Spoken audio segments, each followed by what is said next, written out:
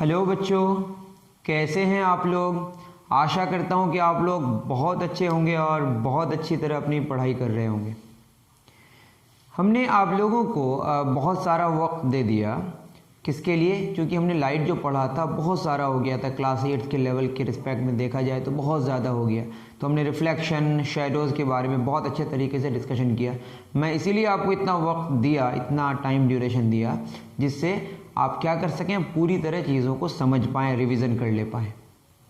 अब रिफ्लेक्शन ख़त्म हो गया। अब मैं कोशिश करूँगा कि आपको मैं क्या पढ़ाऊँ, रिफ्रैक्शन। उसमें क्या हो रहा था, लाइट एक सरफेस में टकरा के वापस उसी मीडियम में आ रही थी। इसमें लाइट अपना मीडियम चेंज करेगा। तो मीडियम चेंज करने का मतलब कैसे मीडियम यहाँ पे इन्वॉल्व होंगे, ट्रांसपेरेंट मीडियम इन्वॉल्व होंगे। तो सबसे पहले हम लोग ये जानेंगे व्हाट आर ट्रांसपेरेंट मीडिया, जिससे होकर लाइट ट्रैवल कर सके, वो हमारा ट्रांसपेरेंट मीडियम है। ठीक है, तो ट्रांसपेरेंट मीडिया होंगे, जैसे एयर है, ऑप्टिकली क्या है, ये ट्रांसपेरेंट मीडियम है। ग्लास क्या है, ये ऑप्टिकली ट्रांसपेरेंट मीडियम है। मतलब लाइट जिस मीडियम में ट्रैवल कर सके वो ट्रांसपेरेंट मीडियम है बेसिकली।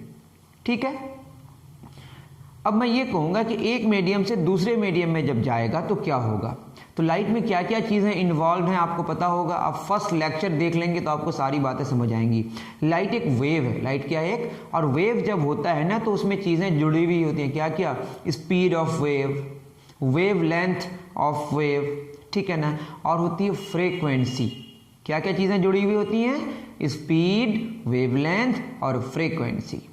और जब लाइट अपना मीडियम चेंज करती है तो उसकी फ्रीक्वेंसी, और फ्रीक्वेंसी के साथ जो कनेक्टेड चीज़ है that is colour, that is frequency change नहीं होती। तो क्या नहीं चेंज होती, कलर चेंज नहीं होती। क्या चेंज होती है, उसकी स्पीड में बदलाव आता है, डेविएट करता है। अगर उसको हम नॉर्मली अगर डालें तो नॉर्मली चला जाएगा, इसके अलावा वो डेविएट होगा, अपने पाथ से डेविएट हो जाएगा। आपने देखा होगा कलम को अगर आप पानी में डुबाते हैं देखते हैं टेढ़ा नज़र आता है।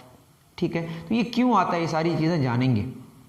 सिक्का को अगर, कॉइन को अगर आप बाल्टी में डालते हैं, पानी वाली बाल्टी में, तो फिर सिक्का ऊपर नज़र आता है, उसको हम लोग बोलते हैं एपरेंट डेप्थ। तो सारी बातें जानने की हम लोग कोशिश करेंगे। ठीक, ये क्या होगा यहाँ पे बताइए, लाइट अपना मीडियम चेंज करेगा, और मीडियम चेंज करेगा तो क्या होगा, इससे चीज़ें क्या क्या जुड़ी हुई हैं, स्पीड, फ्रीक्वेंसी, वेवलेंथ। स्पीड बदलेगा, फ्रीक्वेंसी नहीं बदलेगा, मतलब वेवलेंथ बदलेगा। ठीक है, तो इससे कुछ बातें आएंगी, एक इंडेक्स आएगा, बोलेंगे इंडेक्स ऑफ रिफ्रैक्शन के बारे में डिस्कशन करेंगे। जैसे वहाँ लॉज ऑफ रिफ्लेक्शन था, यहाँ होगा लॉज ऑफ रिफ्रैक्शन। फिर बाद में जानेंगे रिफ्रैक्शन होते होते रिफ्लेक्शन भी हो जाएगा, उसके कुछ कंडीशंस हैं, बट उसके बारे में भी डिस्कशन नहीं करेंगे। That is called total internal reflection. ठीक है, तो शुरू करते हैं रिफ्रैक्शन। तो लाइट एक वेव है, लाइट एक वेव है, और वेव से क्या क्या चीज़ें जुड़ी हुई हैं, क्या क्या चीज़ें जुड़ी हुई हैं, उसकी स्पीड होगी। तो स्पीड में बदलाव आएगा, जब भी रिफ्रैक्शन होगा स्पीड चेंज होगा, speed will change, speed change होगा। क्या चेंज होगा, स्पीड। क्या चेंज नहीं होगा, फ्रीक्वेंसी, और फ्रीक्वेंसी से क्या जुड़ी हुई है चीज़ है, कलर। तो फ्रीक्वेंसी चेंज नहीं होगा।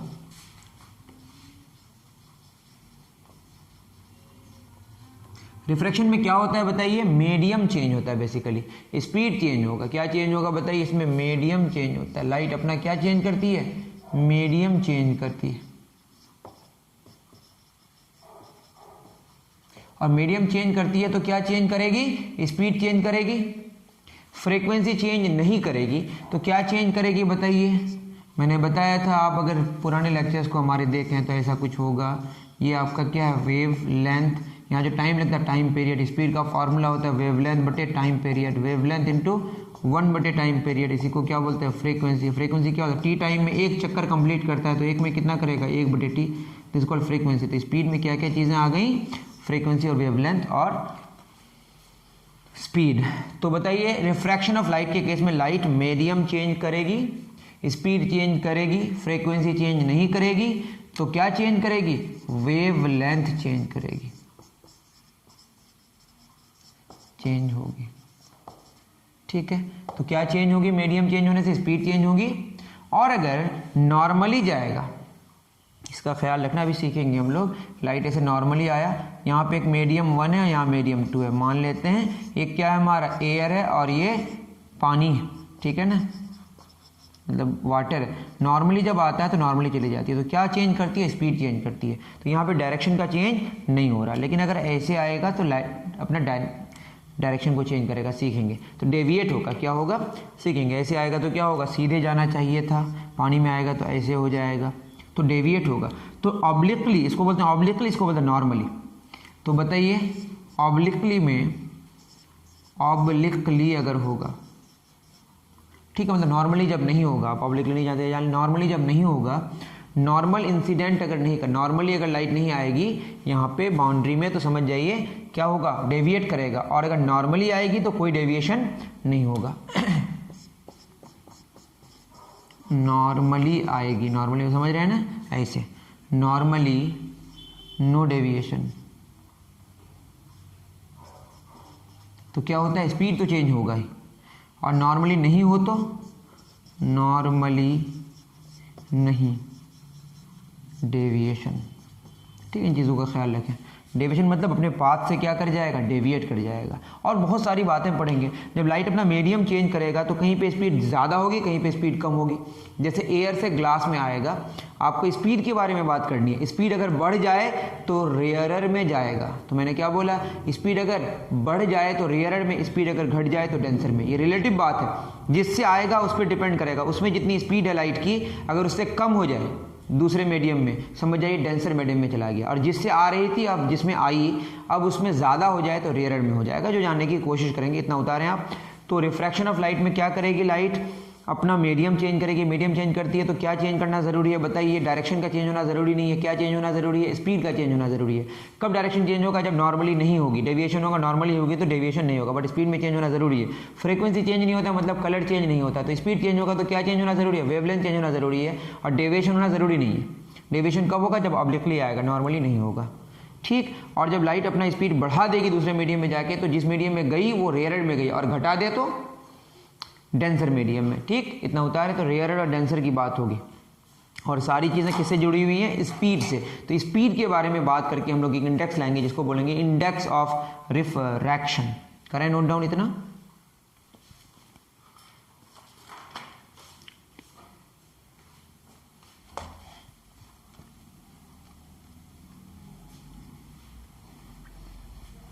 चलिए,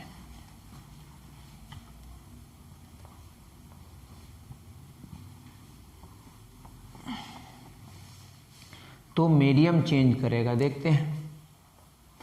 अब यहाँ पे स्पीड चेंज होगा। अगर मीडियम 1 से मीडियम 2, m मीडियम है, ठीक है ना, गई लाइट, गई मीडियम 1 से मीडियम 2, स्पीड घट गई, स्पीड घट गई, तो बोलेंगे ये इम्प्लाई कर रहा है, स्पीड घटने का मतलब स्पीड घट गई, तो स्पीड घटी तो क्या हो गया, डेंसर से स्पीड घटने का मतलब डेंसर में गई, तो किससे गई, रेयरर से डेंसर में, रेयरर टू डेंसर।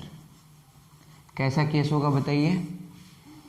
ये मान लें हमारा मीडियम 1 है और ये मीडियम 2, ये नॉर्मल है, इसमें कुछ भी नहीं कर रहे हैं। जो लाइट आ रही है मीडियम 1 से, मान लेते ऑब्लिकली अभी ले रहे हैं, ऐसे आएगा तो ऐसे चले जाएगा, इसमें कोई फर्क, इसमें सिर्फ क्या होगा बताइए। तो किस में जा रहा है बताइए, रेयरर से डेंसर में। तो मान लेते हैं कि एयर है और ये ग्लास है, दोनों ट्रांसपेरेंट मीडिया है। अब बताइए क्या होगा, इसकी स्पीड घट जाएगी, इसकी स्पीड घटेगी मतलब ये डिस्टेंस कम कवर करेगा, तो ये सीधे न जाके ये नॉर्मल की तरफ मुड़ जाएगी। क्या हो जाएगी बोलिए, नॉर्मल की तरफ मुड़ जाएगी। तो ये आपका इंसिडेंट रे है, ये कौन सा रे, और रिफ्रैक्टेड रे, ये कौन सा रे बोलिए, रिफ्रैक्टेड रे, और ये इंसिडेंट रे, ठीक। और नॉर्मल है ये क्या है बताइए, नॉर्मल। नॉर्मल और इंसिडेंट रे के बीच जो एंगल होगा उसको बोलेंगे एंगल ऑफ इंसिडेंस। क्या बोलेंगे इसको, एंगल ऑफ इंसिडेंस। सेम उसी तरह से नॉर्मल के साथ जो एंगल बनाएगा रिफ्रैक्टेड रे, इसको बोलेंगे एंगल ऑफ रिफ्रैक्शन। यहाँ पे दोनों बराबर नहीं है, ये वाले केस में यहाँ की बात ही नहीं कर, नॉर्मल केस ही अलग है, वहाँ पे I भी 0 होगा और R भी 0 होगा। तो आई आर के बराबर नहीं होगा तो क्या होगा बोलिए, यहाँ पे हो जाएगा इस केस में जो इम्प्लाई करेगा रेयर टू डेंसर में, यहाँ पे एक बात होगी कि आई बड़ा होगा और आर छोटा होगा, याद रखना है। तो रेयरर से डेंसर में जब लाइट जाएगी तो स्पीड घटेगी और आई बड़ा होगा, आर छोटा होगा। क्लियर है, आई बड़ा होगा और क्या होगा बाद में जानेंगे। ये हो गया हमारा क्या, रेयरर से डेंसर का कॉन्सेप्ट। कॉपी करें, क्यों होगा, आप अगर इसको ऐसे मिला के देखें तो देखिए यहाँ पे अगर सीधे जाता है तो ज़्यादा डिस्टेंस कवर करता है, यहाँ पे कम डिस्टेंस कवर किया तो स्पीड क्या हो गया, कम हो गया। स्पीड कम होने का मतलब डेंसर में गया, जहाँ से आया वो रेयरर हो गया। रिलेटिव बात है ना, अगर ग्लास में कहीं से आता और यहाँ पे स्पीड बढ़ जाती तो जो इसके ग्लास के रिस्पेक्ट में वो क्या हो जाता, डेंसर हो जाता और ये रेयरर हो जाता। ठीक है, समझेंगे धीरे धीरे। यहाँ पे डेंसिटी का मतलब वो नहीं है जो आप सोच रहे हैं कि ज़्यादा घना है, यहाँ पे स्पीड से हम कंपेयर करेंगे। ठीक है ना, स्पीड अगर बढ़ेगा तो समझ जाइए रेयरर में जा रहा है, स्पीड घटेगा तो डेंसर में जा रहा है। यहाँ स्पीड क्या हो रहा है, घट रहा है। चलिए आगे बढ़ते हैं, नोट डाउन करें। और इसके केस में एंगल ऑफ इंसिडेंस बराबर एंगल ऑफ रिफ्रैक्शन नहीं होता। जैसे रिफ्लेक्शन के केस में एंगल ऑफ इंसिडेंस बराबर एंगल ऑफ रिफ्लेक्शन होता है, यहाँ पे बराबर नहीं होता। यहाँ पे लॉज ऑफ रिफ्रैक्शन आएगा, साइन इन्वॉल्व होगा। क्या होता है साइन, उसके बारे में भी डिस्कशन करेंगे। तो नोट डाउन करें।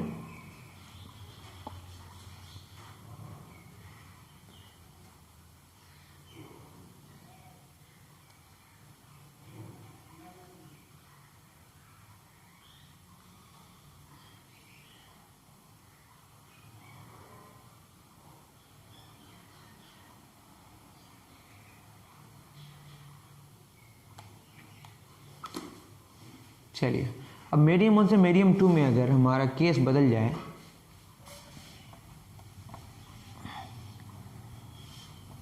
सेम यहाँ पे भी आई आर के बराबर नहीं होगा।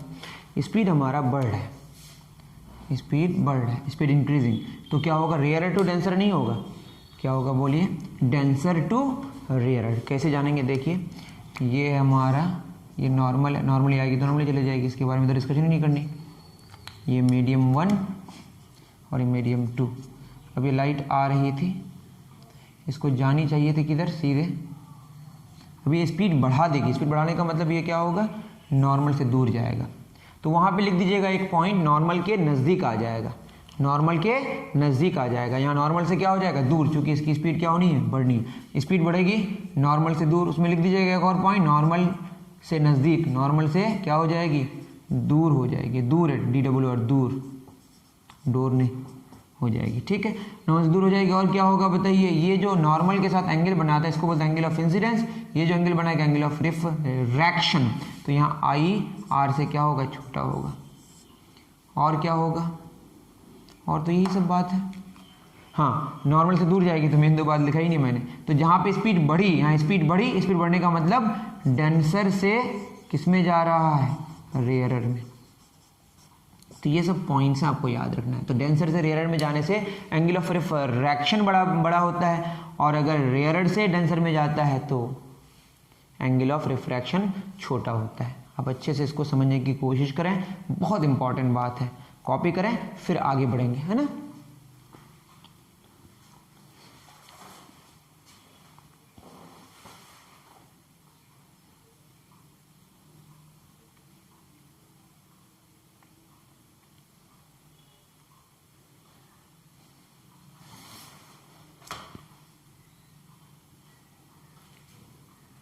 चलिए, यहाँ पे जो हमारा इंडेक्स है उस इंडेक्स को बाद में करा है, फिर लॉज ऑफ रिफ्रैक्शन पहले लिखा है। मैं पहले आपको रिफ्रैक्टिव इंडेक्स ऑफ मीडियम ही समझाऊंगा कि कोई भी चीज़ चूँकि अब कितना डेविएट करेगा, क्या करेगा, उसके लिए इंडेक्स बताया गया है। क्या बताया गया, इंडेक्स। उसका नाम है इंडेक्स ऑफ रिफ्रैक्शन या रिफ्रैक्टिव इंडेक्स। कैसे डिफाइन किया गया है उसको देखिए, बहुत आसान। स्पीड्स के रेशियो हैं एक्चुअली। क्या जानेंगे हम लोग, रिफ्रैक्टिव इंडेक्स या इंडेक्स ऑफ रिफ्रैक्शन। इसका सिंबल n होता है या कहीं म्यू होता है।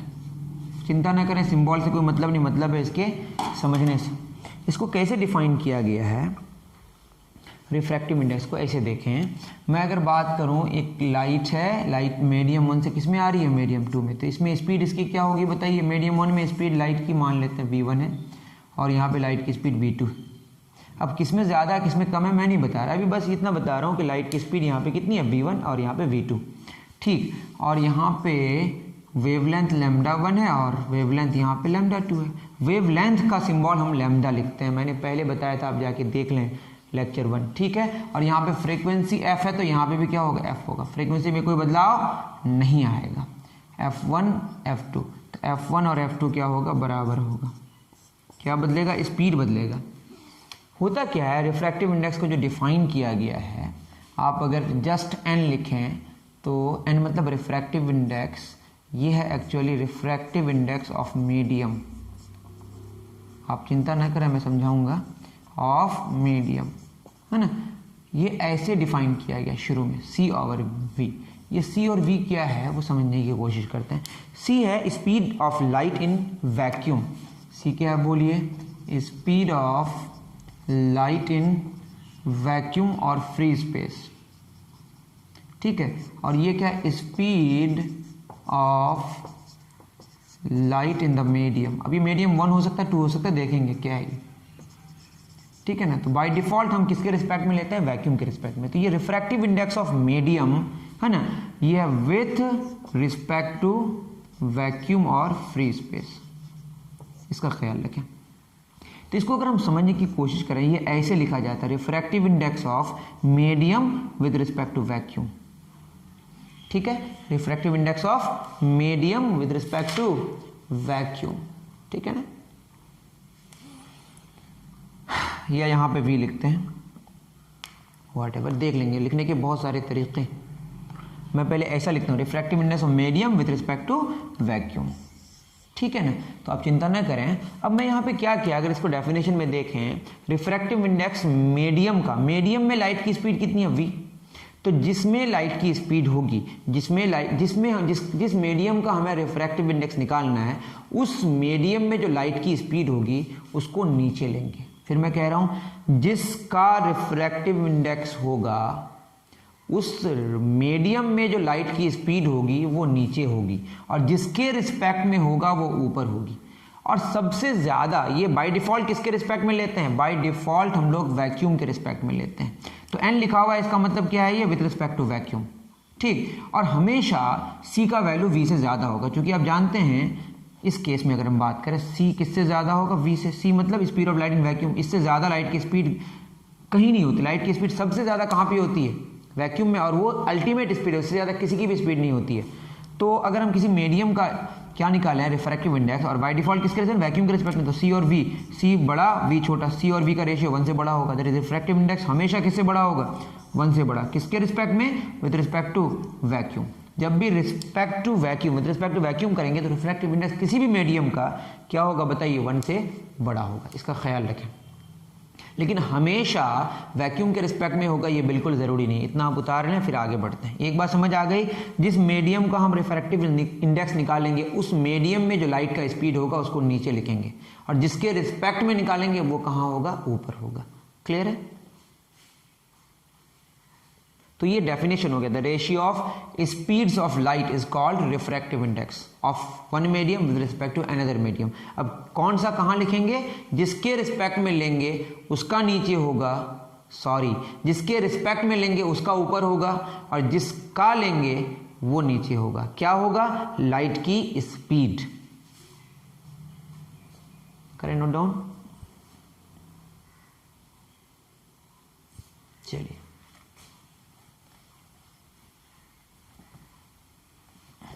अगर आप इस बात को समझे तो फिर समझने की कोशिश करें। जैसे मैं लिखूं n1, तो बाय डिफॉल्ट किसके रिस्पेक्ट में, वैक्यूम के रिस्पेक्ट में। तो क्या लिखना पड़ेगा, speed of light with respect, speed of light in vacuum बटे speed of light in medium 1। तो मैंने इसको v1 मान लिया।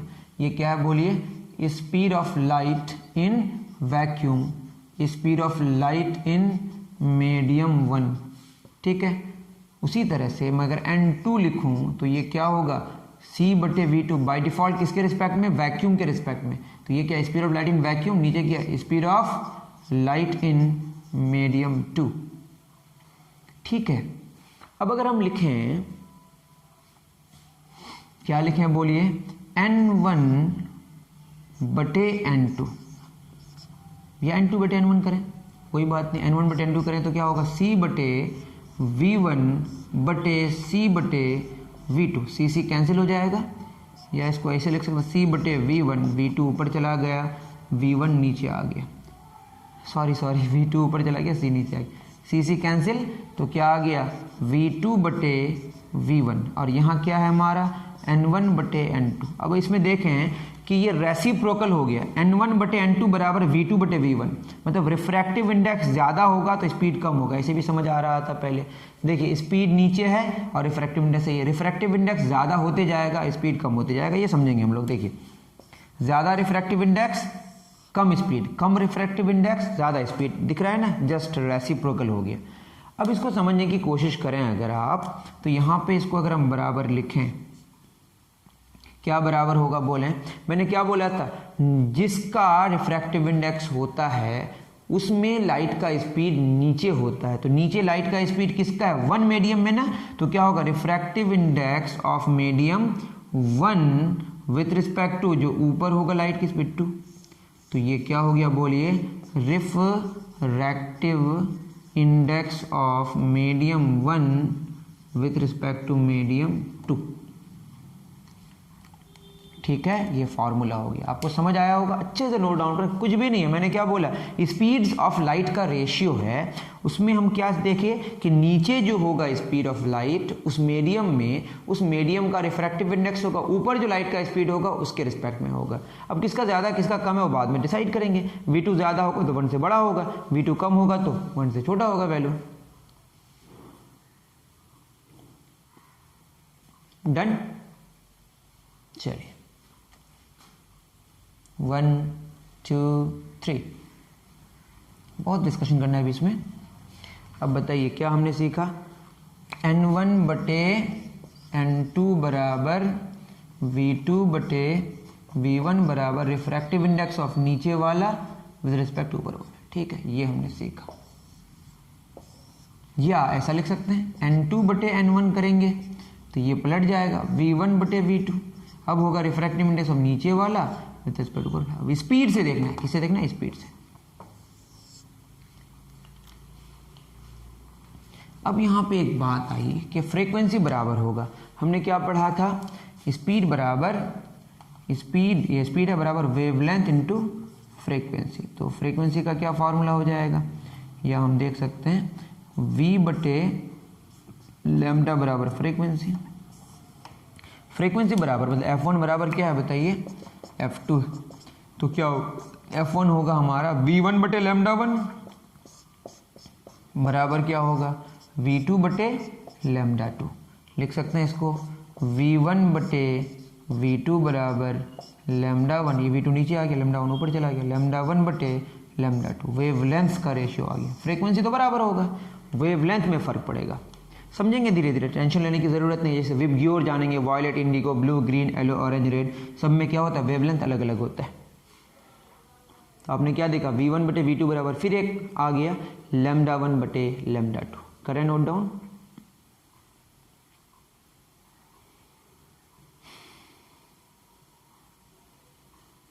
ठीक है, तो मैं इसी को अगर आगे बढ़ाऊँ फर्दर तो देखिए क्या आया, n2 बटे n1 बराबर v1 बटे v2 बराबर क्या आया, लैम्डा 1 बटे लैम्डा 2, देखिए ये सेम आया, मतलब ये डायरेक्टली प्रोपोर्शनल है, स्पीड बढ़ेगा तो वेवलेंथ बढ़ेगा, बट रिफ्रैक्टिव इंडेक्स घटेगा, रेसिप्रोकल है, बराबर क्या, refractive index of medium 2 with respect to medium 1। ठीक है, तो आप ये सब बढ़िया से एक साथ लिखते हैं, तो ये आपका रिफ्रैक्टिव इंडेक्स का पूरा इंट्रोडक्शन हो गया। आप इस तरह से ये फार्मूला याद रख सकते हैं। ठीक है, आपको स्पीड से याद रखना है कि रिफ्रैक्टिव इंडेक्स बेसिकली किसका रेशियो है, speed of light, speeds of light का रेशियो है। नीचे जो लाइट की स्पीड होगी जिस मीडियम में, उसका रिफ्रैक्टिव इंडेक्स ऊपर जो होगा लाइट की स्पीड उसके रिस्पेक्ट में होगा। क्लियर है, by default with respect to vacuum लेते हैं, बट ऐसा लेना कोई ज़रूरी नहीं, उसका उसी के रिस्पेक्ट में अगर लें तो दोनों सेम हो जाएगा, 1 आ जाएगा। ठीक, करें नोट डाउन।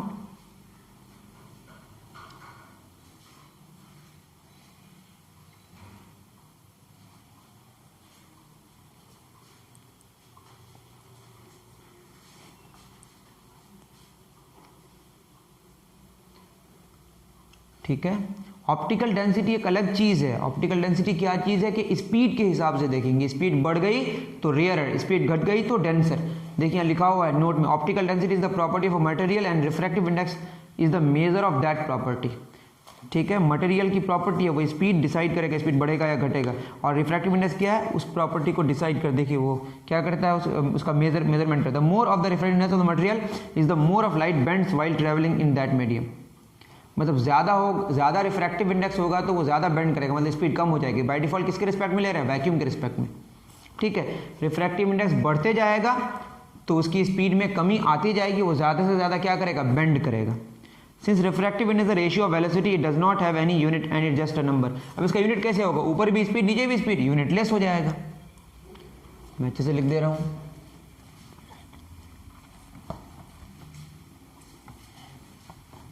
हमने क्या सीखा बोलिए। मैं अगर बोलूँ refractive index of medium 2 with respect to medium 1 बराबर क्या होगा, जिसके रिस्पेक्ट में वो ऊपर v1 बटे v2, refractive index of medium 2 बराबर क्या होगा, λ1 बटे λ2। लेकिन अगर मैं n के रिस्पेक्ट में लूँ तो n कहाँ चला जाएगा, n2 बटे n1। ये आपका पूरी कहानी हो गई। और यहाँ by default with respect to क्या है बताइए, वैक्यूम है। ठीक है ना, by default with respect to क्या है, वैक्यूम है। ठीक, मैं अगर लिखता हूँ n बराबर c बटे v तो क्या refractive index of some medium, यहाँ अगर m लिखें तो यहाँ पे मीडियम होगा। ठीक है ना। अब बताइए c तो हमेशा बड़ा होगा, c हमेशा, मैंने क्या बोला, c हमेशा बड़ा होगा, तो c speed of light in the medium से क्या होगा, हमेशा बड़ा होगा, तो c और vm का रेशियो क्या होगा, 1 से बड़ा होगा। ठीक है, अगर ये ज़्यादा होगा, जितना vm ज़्यादा होते जाएगा refractive index of the medium क्या होता है, कम होती है। नीचे है ना, ये तो कांस्टेंट है, लाइट की स्पीड वैक्यूम में क्या होती है, कांस्टेंट होती है, तो vm बड़ा होते जाएगा। और या इसको लिख सकते हैं कि refractive index of the medium is inversely proportional to the speed in that medium. मतलब स्पीड बढ़ेगा तो रिफ्रैक्टिव इंडेक्स घटेगा, या स्पीड घटेगा मतलब रिफ्रैक्टिव इंडेक्स बढ़ेगा। ज़्यादा रिफ्रैक्टिव इंडेक्स कम स्पीड मतलब बेंड ज़्यादा करेगा, मोर बेंडिंग। यहाँ पे क्या हो गया, ये क्या बता रहा है, बेंडिंग बढ़ेगा। ठीक है, ज़्यादा वो डेविएट कर जाएगा। ठीक है, तो optical density is the property of a material की प्रॉपर्टी ऑप्टिकल डेंसिटी, उसको मेजर करने के लिए क्या लेके आते हैं, रिफ्रैक्टिव इंडेक्स। और क्या, ज़्यादा रिफ्रैक्टिव इंडेक्स होगा तो ज़्यादा लाइट बेंड करेगा, और रिफ्रैक्टिव इंडेक्स का यूनिट क्या होगा, यूनिटलेस होगा। इतनी सारी बातें यहाँ करा है, और इसके कुछ क्वेश्चंस हैं, हम लोग कर सकते हैं आराम से, कुछ बहुत बड़ी बात है नहीं, क्वेश्चन से आराम, ये बात आपको समझ आई होगी। और यहाँ फ्रीक्वेंसी का कोई इशू नहीं आएगा, जो कि फ्रीक्वेंसी बदलता ही नहीं है। क्या नहीं बदलता है, हम लोग पढ़ेंगे लॉज ऑफ रिफ्रैक्शन। क्या पढ़ेंगे, लॉज ऑफ रिफ्रैक्शन।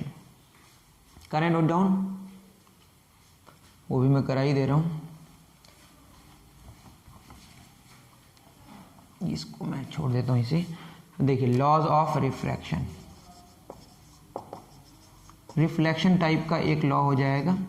पहला लॉ क्या है कि हमने अभी क्या देखा, ये मीडियम 1 है, मीडियम 2 है, ये रेयरर है, ये डेंसर है, तो स्पीड क्या हो जाएगी, घट जाएगी। जा रही थी सीधे, ये सीधे न जाके क्या हो जाएगा बताइए, ये मुड़ जाएगा। ठीक है ना, ये जो नॉर्मल के साथ एंगल बनाएगा ये क्या होगा, एंगल ऑफ इंसिडेंस, ये एंगल ऑफ रिफ्रैक्शन।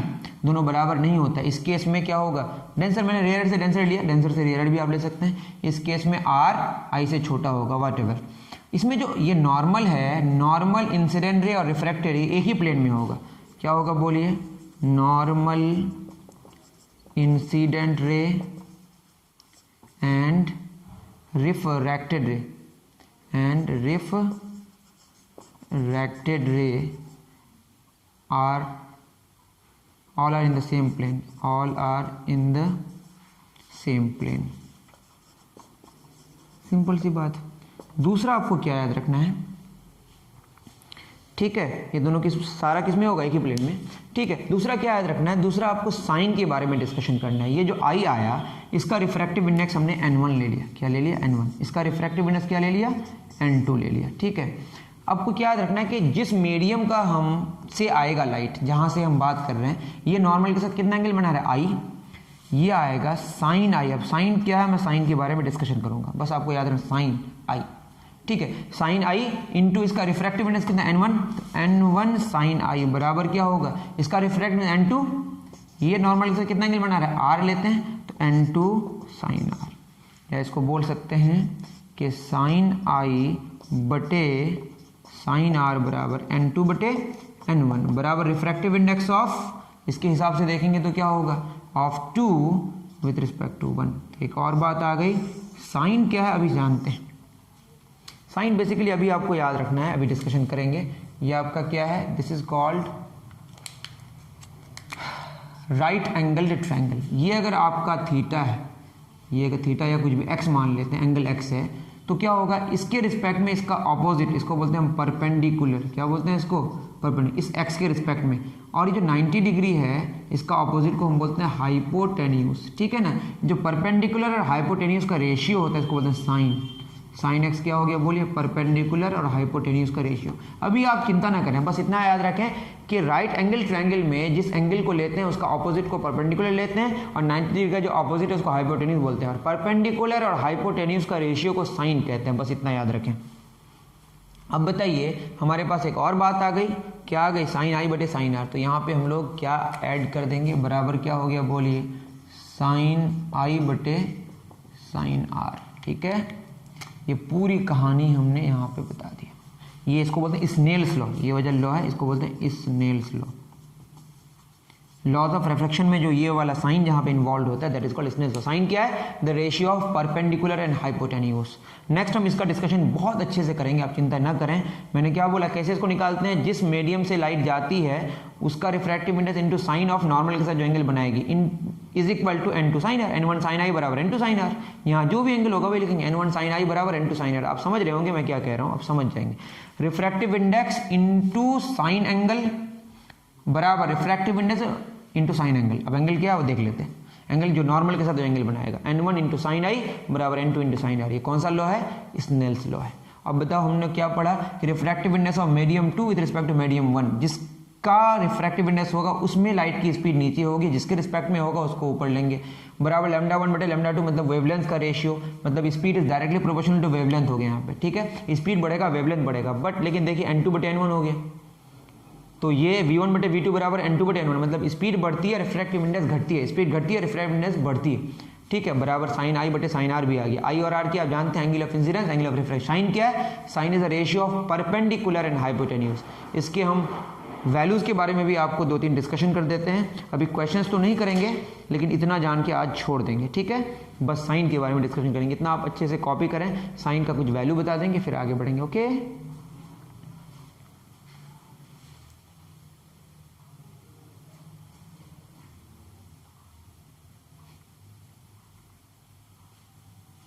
चलिए, जिनको साइन नहीं आता है मैं साइन के बारे में ज़रा डिस्कशन कर देता हूँ। साइन मतलब ऐसा ही नहीं, साइन ट्रिगोनोमेट्री बोलते हैं इसको, क्या बोलते हैं। अब बताइए, साइन हमने क्या जाना है, sine is nothing but the ratio of perpendicular and hypotenuse. Sine x क्या हो गया, परपेंडिकुलर और हाइपोटेन्यूस का रेशियो। यहाँ पे अगर हम देखें, यही ना लिया था हमने एक्स, और एक्स के रिस्पेक्ट में ये परपेंडिकुलर हो गया और ये हाइपोटेन्यूस, ये हमारा कितना डिग्री है, 90 डिग्री। अगर हम देखें एक्स को कम करते जाएं, एक्स को कम, तो ये 0 डिग्री हो जाएगा लगभग, कम करते जाए बहुत कम हो जाएगा, बहुत कम मतलब एक्स बहुत छोटा हो गया। तो साइन जब क्या हो जाए, 0 डिग्री हो जाए, तो ये चिपक जाएगा आके, चिपकने का मतलब परपेंडिकुलर का साइज कम होते होते 0 हो जाएगा, तो 0 बटे हाइपोटेन्यूस क्या हो जाएगा, 0। साइन 0 डिग्री कितना हो गया, 0। याद रखना कैसे हुआ बताइए, जब एक्स को आप छोटा करते जा रहे हैं, एंगल को छोटा करते जा रहे हैं, तो परपेंडिकुलर उसका जो अपोजिट साइड है वो भी छोटा होते जा रहा है, और जब चिपक जाएगा तो एंगल 0 डिग्री हो जाएगा, तो पी भी 0 हो जाएगा, और 0 बटे समथिंग क्या हो जाएगा, 0, ठीक है। मतलब वो ट्रायंगल नहीं रहेगा, वो क्या बन जाएगा, एकदम लाइन सेगमेंट बन जाएगा। समझ रहे होंगे। अगर हम ऐसा लें, एक ट्रायंगल लें, ये 90 डिग्री है और ये कितना है 45 डिग्री, तो टोटल कितना 90 होता है। टोटल कितना होता है बताइए, 180 डिग्री, ये 90, तो ये 45, तो इसको भी कितना होना पड़ेगा 45 डिग्री, तो ये भी 45 90 90 180 हो गया। आप समझे ना, मैं एक राइट एंगल ट्रायंगल लिया जिसमें एक 90 है, तो 90 तो एक होना ही है, 45 डिग्री एक लिया, दूसरा को भी 45 होना पड़ेगा, क्योंकि टोटल मिलके कितना होना पड़ेगा 180 डिग्री। तो अगर दो एंगल सेम होता है, उसके ऑपोजिट साइड्स भी सेम होते हैं, ये वाला क्या होगा सेम, ये अगर हमारा 1 है तो ये भी क्या होगा 1 होगा, तो ये कितना होगा 1 स्क्वायर प्लस 1 स्क्वायर का रूट, 1 स्क्वायर 1 1 क्या रूट 2 हो जाएगा। साइन 45 डिग्री कितना हो जाएगा बोलिए, साइन 45 डिग्री 1/√2। इस तरह से आप समझते होंगे। साइन 30 डिग्री आएगा, आपको याद रखना है, साइन 30 डिग्री कितना होता है 1/2, ठीक है, और साइन 60 डिग्री आपको याद रखना है √3/2। ठीक है, सब आप लिख लें, बाद में मैं समझा दूंगा। ठीक है ना, आप ये वाला ट्रायंगल याद रख सकते हैं, ये 90 डिग्री है और ये 37 डिग्री, तो ये कितना 53 डिग्री।